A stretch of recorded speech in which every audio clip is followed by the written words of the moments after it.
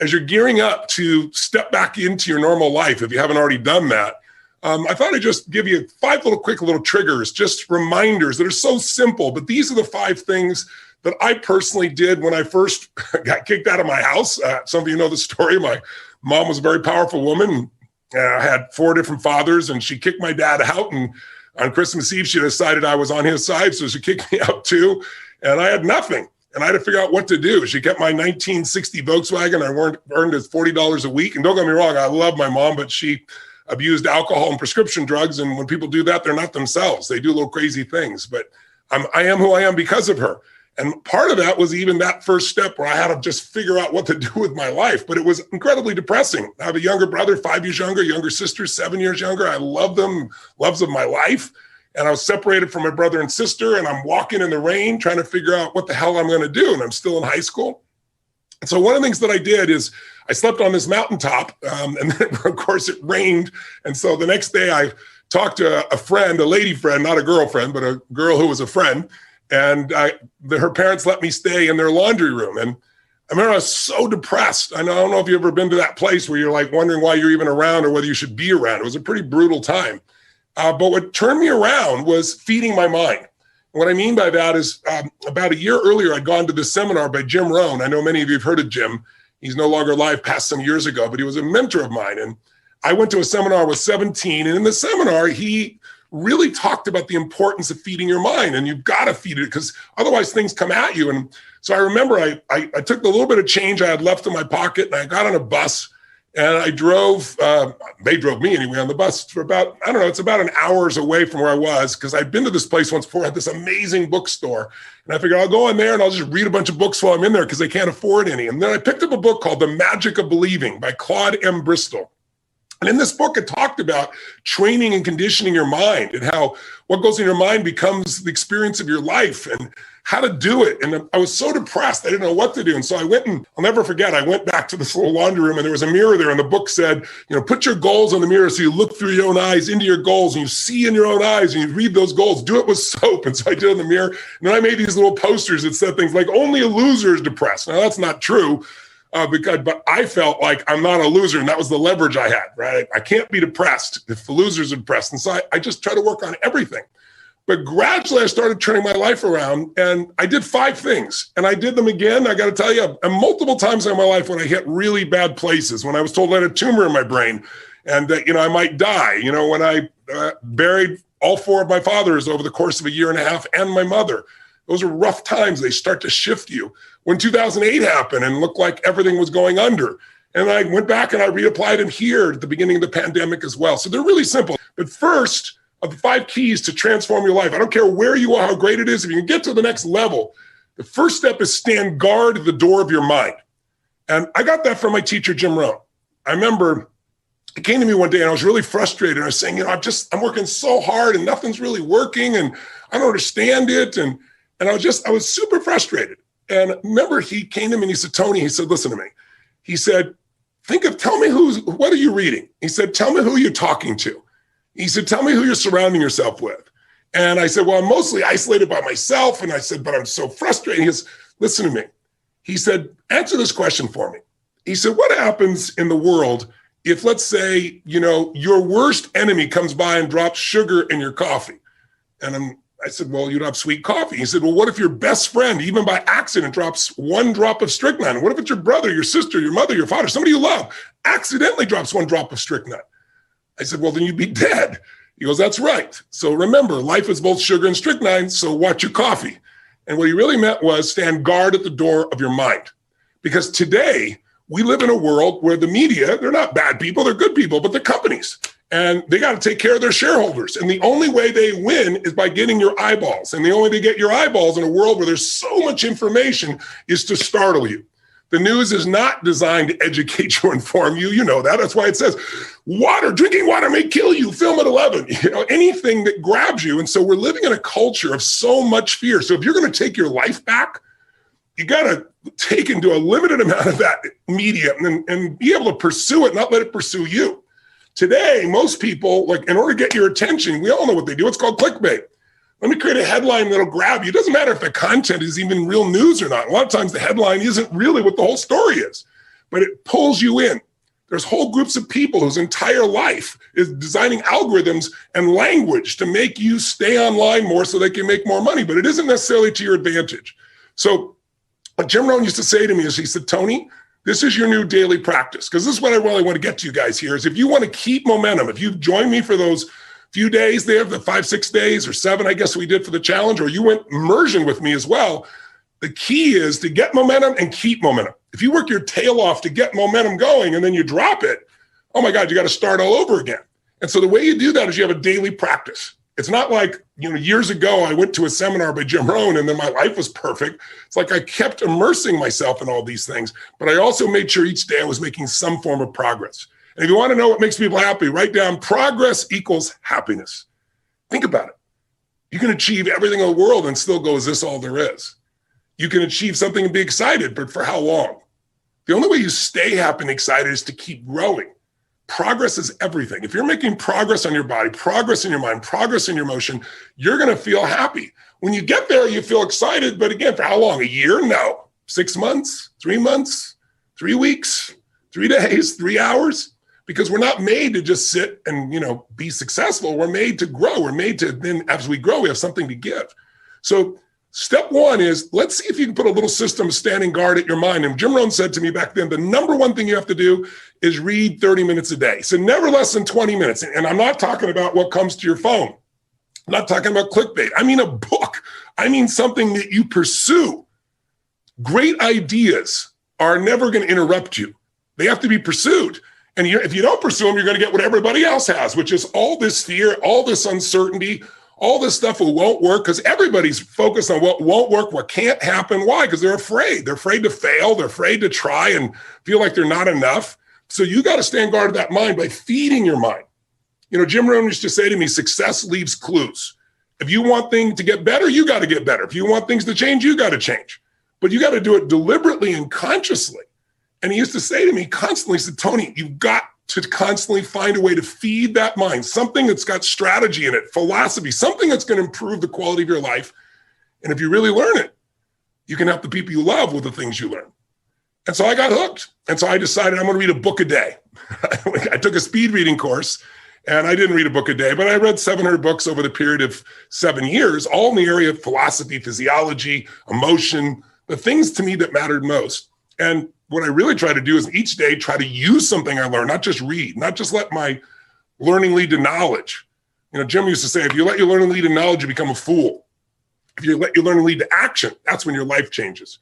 So I started being aware of who was saying what I was taking in. Jim used to say, success leaves clues. If someone's successful, they're not lucky. They're doing something different than you. Figure out what they're doing different. And he said, the first thing is find out what they're reading. He said, I remember he said to me something funny. He said, find out what poor people read and don't read it. And when he said poor, he didn't just mean financially poor. He meant people that were unhappy, people that had no sense of meaning in their life, people that were financially strapped because they weren't managing to add value to other people, people that found themselves not taking care of their relationships, their body. Poor isn't just money. Wealth isn't just money. It's emotional, spiritual, everything. He said, so find out what successful people do, what wealthy people read, what happy people read, and read that.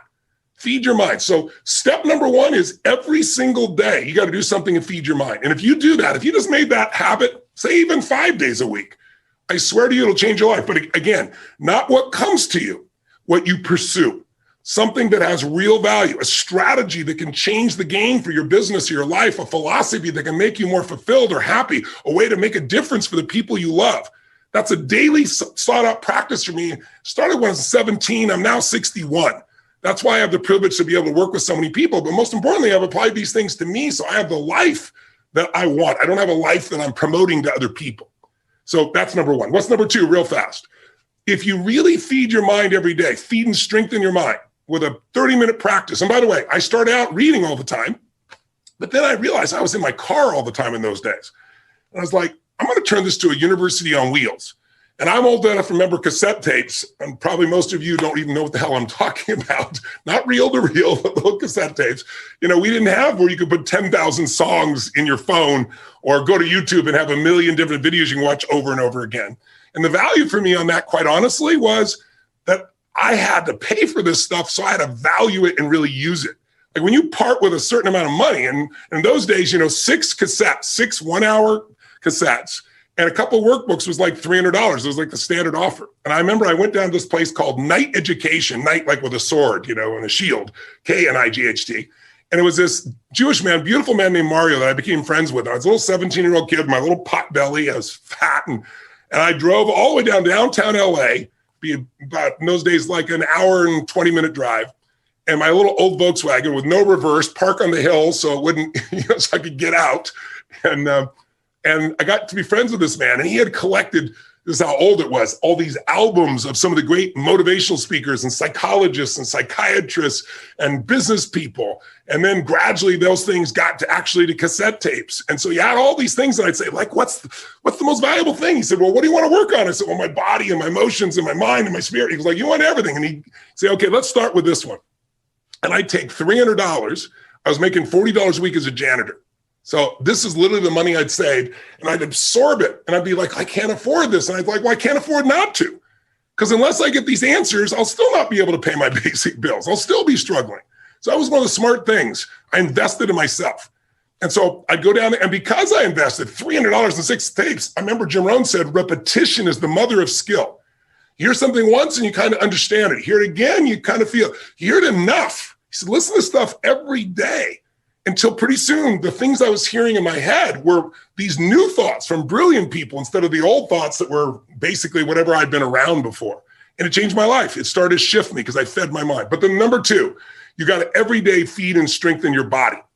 And you got to do something, even in the middle of COVID, if it's still there, even if it's lockdown, because if you don't take care of your body, it affects your mind, doesn't it? I mean, think about this. What is it that screws up everybody's life? Fear is the number one thing that keeps people from doing what's necessary.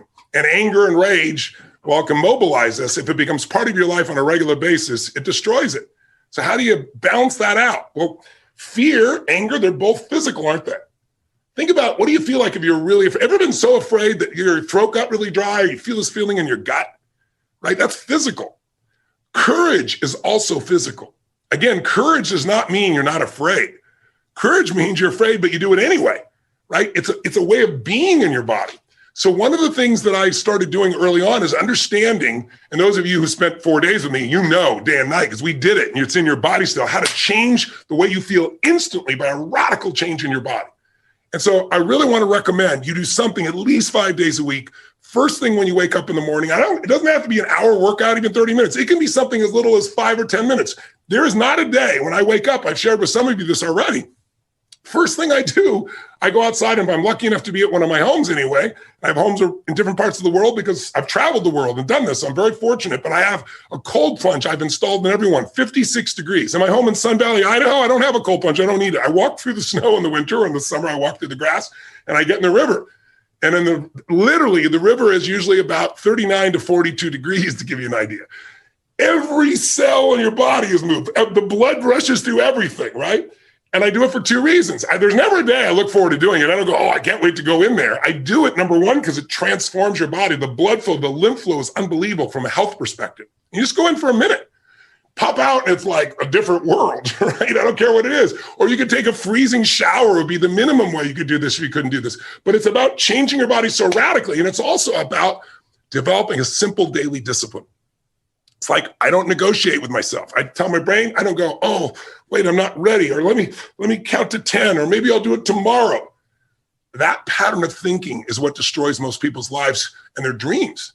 You can settle for a life like most people have, or you can create your dreams, but to do it, you need to be able to push yourself. So you need to train yourself in little ways. Or it could be just going and lifting weights, and you're going to do like 10 minutes of pushing yourself, or a sprint, or a really fast walk, anything. Because when you get your blood pushing, when you push beyond what's comfortable, it develops this determination inside you, this sense of will that you will then use everywhere else. I always say, if you discipline yourself in one area of your life, you're going to be able to do it even more in other areas. You get momentum. Momentum is everything. So if you train your mind, great, but you got to train your body as well in some way. And I don't care, again, if it's 5 or 10 minutes where you really push yourself, or a full-blown workout, it's got to get there, because when you do that regularly, you're going to find yourself having a better mind. The mind and body can't be separated. They're completely connected. You work on both of them, you're going to have a different world, and you're not going to be shut down. And when other people are like, oh, it can't be done, just move, I'll handle it. It's a different way of being, isn't it?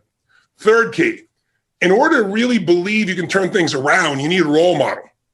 And so throughout my life, I looked at different ones. The earliest one I looked for, since I grew up poor and we had no money, and that seemed to be the real issue.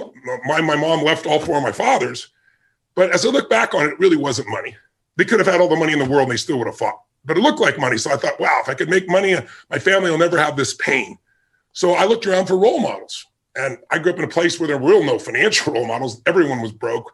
We didn't have money for food. It's why I provide 100 million meals a year through Feeding America for the last 6 years. By the way, we're up to 700 million meals now. I said we'd feed 1 billion in 10 years. We're a year ahead. We're going to hit it.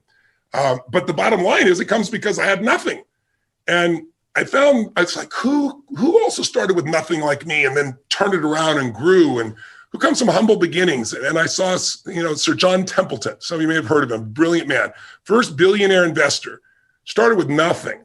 And the way he did it is he saved money and he invested during the darkest times.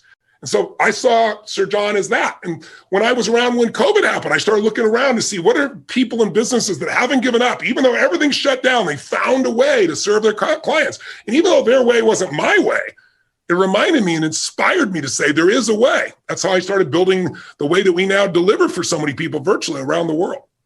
So find a role model and get a plan. So number one, feed and strengthen your mind every day, 30 minutes a day. To me now, audio is even better because I can do it while I'm running. I can do it while I'm working out. I can do it while I'm cleaning the house. I can do it in my car. So I use audio. That's why I've used it forever in that area, because it just gives you more rhythm. But it's either read or audio, something you've pursued. Every day, strength and feed your body. You make it stronger so that you're psychologically sharp. Find the role model, get a plan. What's for? Massive action.